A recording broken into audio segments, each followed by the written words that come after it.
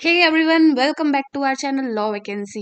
आज हम फिर से हाजिर हैं एक नई नोटिफिकेशन के साथ और एक नई वैकेंसी के साथ जो कि एमएनएलयू मुंबई ने निकाली है, यानी कि Maharashtra national law university Mumbai के द्वारा ये वैकेंसी निकाली गई है।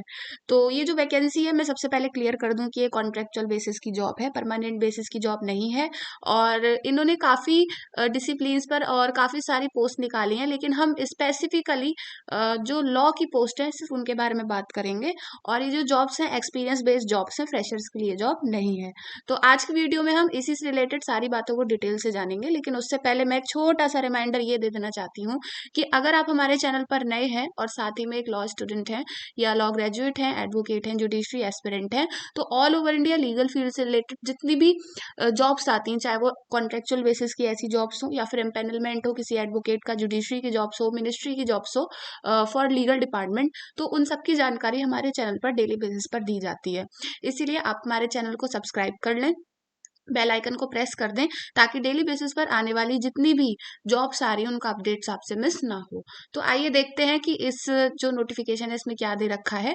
तो इसमें मैं आपको बता देती हूँ कि देखिए, Maharashtra national law university Mumbai invites application for below mention position for 1 year contract. तो आपके और इनके बीच का जो कॉन्ट्रैक्ट रहेगा वो 1 ईयर का रहेगा। और जो भी पर्सन इसमें जॉब करना चाहते हैं या फिर एक्सपीरियंस गेन करना चाहते हैं उनके लिए एक बहुत ही अच्छी जॉब होने वाली है, क्योंकि अगर आप किसी परमानेंट बेसिस पर अप्लाई करते हैं तो एनएलयू की जो जॉब्स हैं और आपके पास एनएलयू का अगर प्रेफरेंस मतलब एक्सपीरियंस है तो आपको पहले प्रेफरेंस थोड़ी सी दी जाती है। तो इसमें जो सबसे पहली जो जॉब है वो डीपीआईआईटी आईपीआर चेयर प्रोफेसर की है, जिसमें वन आपका ये पोस्ट निकली हुई है। और इंटर्नशिप एंड प्लेसमेंट ऑफिसर, इसमें भी आपकी वन पोस्ट निकली हुई है। तो इनसे रिलेटेड हम सारी डिटेल्स को जानेंगे आगे धीरे धीरे करके, लेकिन अभी ये जो सिर्फ दो वैकेंसी हैं जो कि आपके लीगल फील्ड से रिलेटेड हैं। और बाकी इसमें जो आगे हैं इसमें आपके एलिजिबिलिटी क्राइटेरिया नहीं है, इसीलिए आपके लिए वैकेंसी एलिजिबल नहीं है। तो इसमें सबसे पहले जनरल कंडीशंस की मैं बात कर लूँ, तो उसमें आपका जो फॉर्म होगा वो ऑफलाइन बेसिस पर ऑनलाइन बेसिस पर इसमें सबमिट किया जाएगा, ऑफलाइन बेसिस पर सबमिट नहीं किया जाएगा। लेकिन इसके बारे में हम फर्दर बाद में बात करेंगे। सबसे पहले हम एलिजिबिलिटी क्राइटेरिया की बात कर लेते हैं। तो मैं आपको दिखा देती हूँ कि इसमें जो chair professor department for promotion of industries and internal trade, यानी कि डीपीआईआईटी आईपीआर चेयरपर्सन की जो वन पोस्ट है, वो एनुअल कॉन्ट्रैक्ट होगा आपका 1 साल का कंसोलिडेटेड पे। और इसमें आपका एसेंशियल क्राइटेरिया मांगा गया है PhD in intellectual property rights और लॉ, मतलब इंटेलेक्चुअल प्रॉपर्टी राइट्स में भी हो सकती है, लॉ में आपकी पीएचडी होनी चाहिए। And academic scholar of outstanding track record in area of IPR and aligned area of studies. तो आप एक अच्छे स्कॉलर होने चाहिए, आउटस्टैंडिंग आपका ट्रैक रिकॉर्ड होना चाहिए, good knowledge of latest national and international research trends, मतलब आपको रिसर्च ट्रेंड्स अच्छे से आने चाहिए।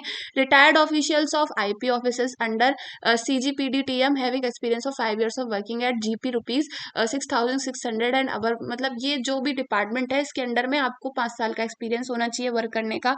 आउटस्टैंडिंग प्रोफेशनल रेप्यूटेशन होनी चाहिए in the field of IPR, मतलब आपको आईपीआर से रिलेटेड अगर इसमें नॉलेज है और उससे रिलेटेड आपकी पीएचडी है तो आपको प्रेफरेंस ज्यादा दी जाएगी। लेकिन इसमें लॉ भी है ऑब्लिक में, तो आपकी लॉ की पीएचडी भी मानी जाएगी, मतलब किसी भी सब्जेक्ट में।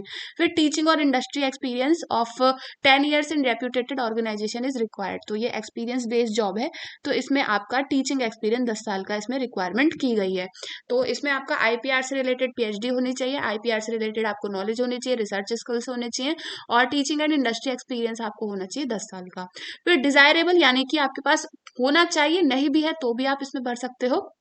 तो experience in teaching research in premier law universities college in relevant area, excellent interpersonal and team building skills, ये तो अगर आपने पढ़ाया है या आप लॉ से रिलेटेड हैं तो आपके इसमें रहते हैं। Ability to innovate and improve research training extension वगैरह, तो आपको रिसर्च ट्रेनिंग वगैरह अच्छे से करनी आनी चाहिए।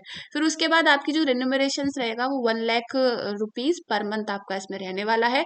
और जो आपका एज लिमिट रहेगा वो 45 years to 65 years आपका इसमें एज लिमिट रहेगा। और इनके और आपके बीच का जो कॉन्ट्रैक्ट होगा 1 ईयर का रहने वाला है। फिर role and responsibilities of chair professor, तो इसमें इनिशिएट करना है आपको, प्लान को इम्प्लीमेंट करना है, और फिर उसके बाद रिसर्च एक्टिविटीज कंडक्ट करवानी है आईपीआर लॉ से रिलेटेड। प्लान जो है ट्रेनिंग, उसमें extension activities, workshop, seminars, round table conferences वगैरह आपको कंडक्ट करानी है। लेजिस्लेचर एग्जीक्यूटिव जो भी फंक्शंस होते हैं आईपीआर से रिलेटेड उन्हें करना है। फिर जो एमएनएलयू आपको वर्क देगा उनके लीगल डिपार्टमेंट में आपको रिसर्च प्रोजेक्ट्स वगैरह, सर्विस स्टडीज वगैरह, वो सारी चीजें आपको इसमें कंडक्ट करानी करानी है। तो कुल मिला के आपको इनको एड एंड एडवाइस करना है। अब हम इंटर्नशिप एंड प्लेसमेंट ऑफिसर की जॉब देख लेते हैं। तो उसमें essential qualification post graduate degree in law, preferably in law and journalism. तो पोस्ट ग्रेजुएट डिग्री आपकी लॉ में होनी चाहिए, और मतलब एलएलएम की डिग्री अलॉन्ग विद 55% मार्क्स। तो आपके इसमें 55% मार्क्स होने चाहिए और एलएलएम की डिग्री होनी चाहिए। और एक्सपीरियंस आपका 2 year experience in public relations और प्लेसमेंट सर्विस में होना चाहिए, प्रेफरेबली इन यूनिवर्सिटी और इन इंस्टीट्यूशन ऑफ हायर लर्निंग। और अगर आप किसी यूनिवर्सिटी में प्रोफेसर वगैरह हैं तो आपको इसमें थोड़ी सी प्रेफरेंस ज़्यादा दी जाएगी। आपके पास 2 साल का एक्सपीरियंस होना चाहिए। Should be able to liaise with press, electronic media, law firms. तो मतलब आपको लॉ फर्म्स के साथ कॉम्बैट करना आना चाहिए, एडवोकेट्स के साथ, कोर्ट्स एक्सेट्रा, मतलब कोर्ट के मैटर्स को सॉल्व करना आना चाहिए। फिर should be able to prepare publicity material and prepare press releases. तो आपको प्रेस रिलीजेस बनाना आना चाहिए, नोट्स बनाने आने चाहिए। Should be able to manage placement cells of university. तो जो प्लेसमेंट सेल्स होते हैं यूनिवर्सिटी के, वो आपको मैनेज करने आने चाहिए। और डिजायरेबल इसमें इन्होंने मांगा है नॉलेज ऑफ मराठी लैंग्वेज। तो अगर आप मुंबई से होके इस पोस्ट के लिए अप्लाई करेंगे तो आपके लिए इसमें थोड़ी सी प्रेफरेंस ज्यादा रहेगी। और इसमें जो एज लिमिट है वो 25 years to 40 years age limit है, और सैलरी आपकी 1 लाख इसमें रहने वाली है। फिर आगे इसमें इन्होंने कोई भी रोल्स एंड रिस्पॉन्सिबिलिटीज आपकी नहीं दे रखी हैं। बाकी फर्दर जो जॉब्स हैं उनके लिए लॉ वाले एलिजिबल नहीं है। तो सिर्फ 2 जॉब्स हैं जिनके लिए लॉ वाले एलिजिबल रहने वाले हैं। अब हम बात करेंगे कि आपको इनका फॉर्म कैसे फिल करना है।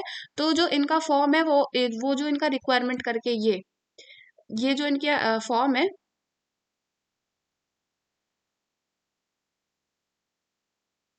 आपको इनके ईमेल एड्रेस पे, मतलब जो एप्लीकेशन फॉर्म है इनका ऑनलाइन एमएनएलयू की जो यूनिवर्सिटी की वो है वेबसाइट, ऑनलाइन वेबसाइट है, वहां पे जाकर आपको एप्लीकेशन फॉर्म मिल जाएगा। और वहां से आपको एप्लीकेशन फॉर्म फिल करके, मतलब उसका मतलब उसी परफॉर्मा को फिल वगैरह करके इनके जो ये जो ईमेल एड्रेस है इस पे आपको भेज देना है। और इसमें अप्लाई करने की जो लास्ट डेट है वो 10 जनवरी 2025 रहने वाली है। फिर उसके बाद एप्लीकेशन फी जनरल कैटेगरी के लिए 1000 रहेगी, और उसमें जो SC ST है उनके लिए 500 इसमें फीस रहने वाली है अप्लाई करने की।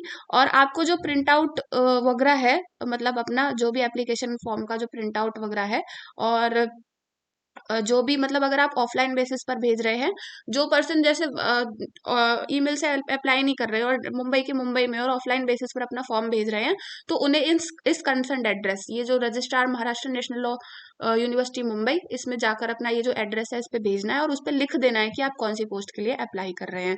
तो इसमें आप ऑफलाइन भी भेज सकते हो, ऑनलाइन भी भेज सकते हो, दोनों तरीके से इसमें आप अप्लाई कर सकते हो। और एक एक्सपीरियंस बेस्ड जॉब हो जाएगी आपके लिए, एक अच्छा अपर हैंड ही रहेगा। आगे आप अप्लाई करेंगे तो एक एनएलयू का एक्सपीरियंस रहेगा, तो आपको प्रेफरेंस थोड़ी सी ज्यादा दी जाएगी। तो यही थी कुछ इंपॉर्टेंट इन्फॉर्मेशन इस नोटिफिकेशन से रिलेटेड। और अगर आप इस नोटिफिकेशन को डिटेल से जानना चाहते हैं या फिर इससे रिलेटेड आपकी कोई भी क्वेरी है, तो आप हमारे टेलीग्राम चैनल पर जाकर पूछ सकते हैं और इस नोटिफिकेशन को डिटेल से पढ़ भी सकते हैं। हमारे टेलीग्राम चैनल का लिंक आपको वीडियो के डिस्क्रिप्शन बॉक्स में दे दिया जाएगा। और इसी तरह की all over India legal field से रिलेटेड जितनी भी वैकेंसीज होती हैं उन सबको डेली बेसिस पर जानने के लिए आप हमारे चैनल को याद से सब्सक्राइब कर दें, बेल आइकन को प्रेस कर दें, ताकि डेली बेसिस पर जो भी इंफॉर्मेशन आ रही है या फिर जो भी वैकेंसीज आ रही है उन सबका नोटिफिकेशन आपसे मिस ना हो। तो मिलते हैं नेक्स्ट वीडियो में नेक्स्ट नोटिफिकेशन के साथ। Thank you for watching.